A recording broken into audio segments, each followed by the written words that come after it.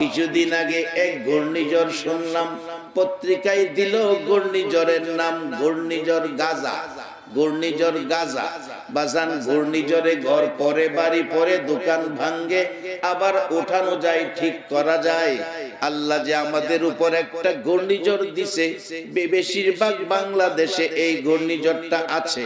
ঘূর্ণিঝড়টার নাম ঘূর্ণিঝড় ইস্টুক। ঘূর্ণিঝড় ইস্টুক।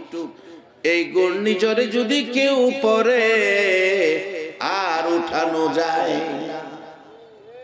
বাজান, সেই ঘূর্ণিঝড় কবে জানি কার উপরে ধইরা বয়, হিসাব দেওয়ার ক্ষমতা কারো নাই।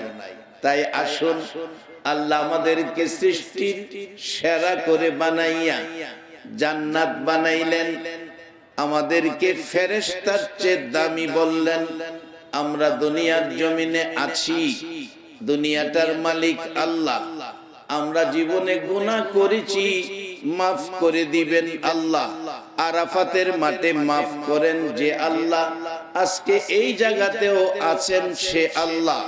আজকের নিয়ত উদ্দেশ্য যদি এমন হয়, আল্লাহ আজকের মাহফিলের উসিলায় আমাদের জীবনের জানা অজানা সবগুলো গুনাহ মাফ করে দাও, এই আশার উপর বলুন আপনারা একমত আছেন কিনা? জীবনের রোজগার হবে আজকে যদি এই জীবনের গুনাহটা মাফ নিতে পারেন। কারণ আল্লাহ চায় বান্দারে মাফ করে দেওয়া। সবচেয়ে আনন্দের জিনিস আল্লাহর কাছে বান্দার গুনাহগুলি মাফ করে দেওয়া।